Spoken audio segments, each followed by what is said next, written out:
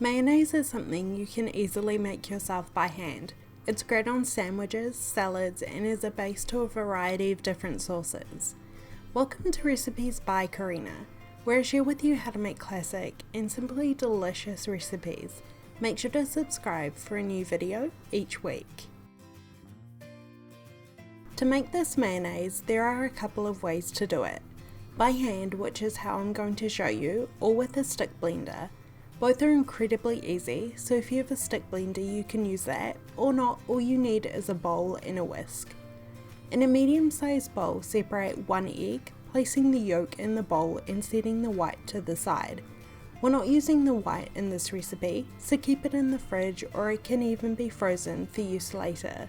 You'll see many recipes using the whole egg, but this isn't necessary. Mayonnaise is an emulsification of oil and egg yolk. The white doesn't play any part in this. To the egg yolk, we're also going to add about a tablespoon of Dijon mustard and a teaspoon of white vinegar. Both of these ingredients play different roles here, both for flavour, but the mustard is also going to act as a stabiliser, basically keeping the mayonnaise in a stable condition. The vinegar helps the egg yolk with emulsification, so it's able to emulsify more oil, which is what makes a mayonnaise. Give all of these ingredients a very good whisk until they are well combined. If you would like the full recipe for this mayonnaise, it will be on my website, as well as the full ingredients listed in the information box below. We're going to be whisking with one hand here, so we need the bowl to stay in place.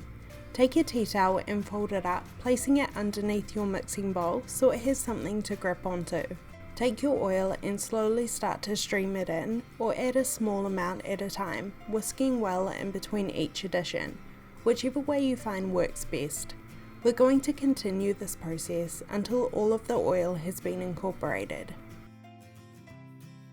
It's up to you what kind of oil you would like to use here.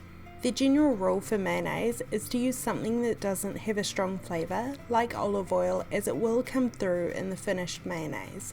Popular oils that work well are grapeseed, vegetable or canola. While adding the oil and whisking, your mayonnaise will become thicker and paler in colour. What is basically happening here is we're trying to combine oil and water together. If you would usually add oil and water together, the oil will always raise to the top, separating completely from the water.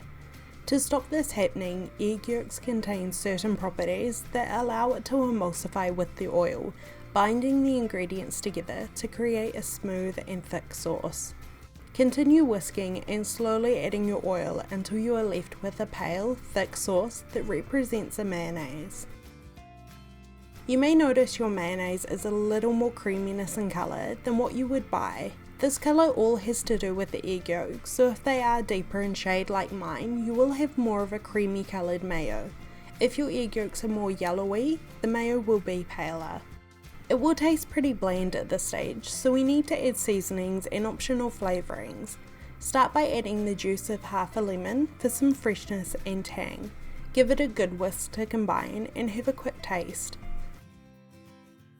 For a regular mayo, you'll need to season with a good pinch of salt, but you can also turn this into a variety of different sauces, spreads or dressings. The most popular would have to be aioli, which is the addition of garlic. For this you can either use roasted garlic, crushed garlic or even garlic powder. Your mayonnaise will keep in an airtight container in the fridge for about 2 weeks.